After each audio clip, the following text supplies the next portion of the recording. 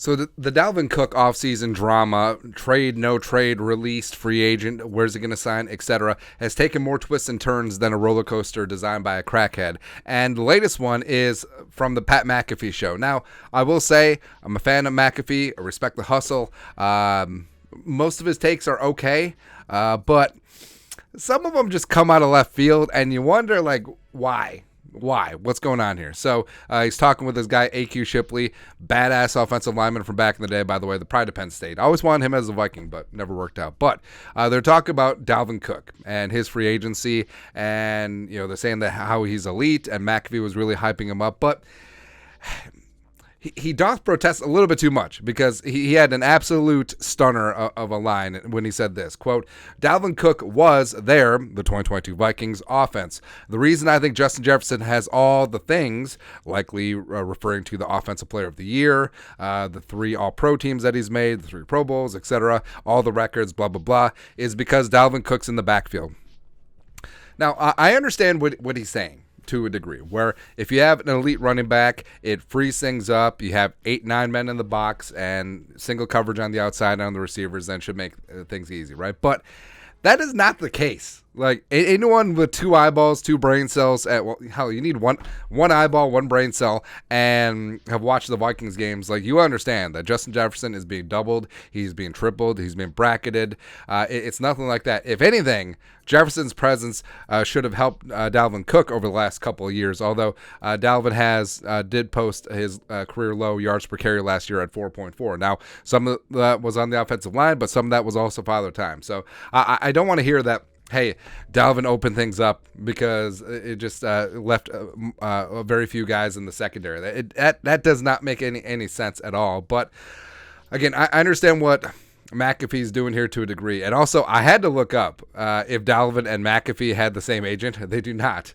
But that's where we're at. Because, like, why would he just come out with an absolute flamethrower like that, saying that Dalvin Cook was the offense? I don't know.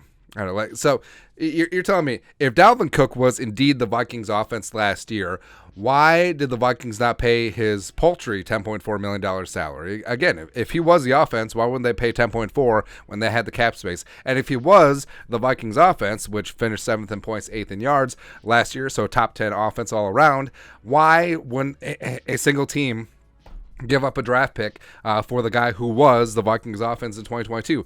It don't make no sense. It makes absolutely 0 sense at all. So maybe, again, it goes back to the agent thing. Like, is this a plant? Like, is this like a legit take? Is Dalvin Cook's agency now sponsoring the show? I don't. Before they head over to ESPN, I don't know, man. I don't know. But to say that Jefferson benefited from Dalvin and Dalvin was the offense last year, nah. I mean, it just means that McAfee probably didn't watch much Vikings last year. I mean, although he should have watched the Vikings-Colts game, that one had to hurt. That one had to hurt hard. But also, an interesting thing that came out of this was Dalvin. So they're talking up Dalvin and how, and both of them are saying how it makes the most sense for him to go to Miami. And then Dalvin quote tweeted this. And he said, "Purple Heart. I declined a visit, so my guy." Now, this was a little bit ambiguous because they also talked about the Jets too. So who was he saying that he declined a visit to? Was it the Dolphins? Was it the Jets? Was it another team? Don't really know because Dalvin obviously did not clarify. But it's interesting where, I mean, Dalvin just a couple days ago was talking with Spielman on Sirius XM radio, saying how the Dolphins were a perfect team with great personnel and he'd love to go there and help them get a Jerome Barty. But now, if it's legitimate that he's saying that he declined a visit, you want to know why. And all the reports are saying that Dalvin has multiple offers on the table. They can't be any good because you think that he would have signed one by now. And all the buzzwords of Dalvin's taking his time, there's no set deadline, maybe we'll get into training camp. All that reads is that there's no knockout offer out there, and they're just waiting for some of these teams to up their bids. But, I mean, there could be several teams out there, but several teams probably don't want to pay a ton.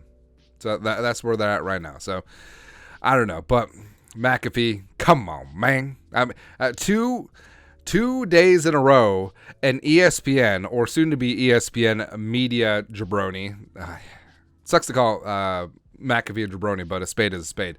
Just completely having off-base takes, especially about Justin Jefferson. Yesterday it was Keyshawn saying that JJ wasn't a top 5 receiver, also Kellerman agreeing. And then today it's like, oh, yeah, Justin Jefferson, the reigning defending offensive player of the year, a guy who set all these records as a receiver first 3 years and 23 and under. Yeah, that guy was purely just a byproduct of number 4, who was the offense last year. Please.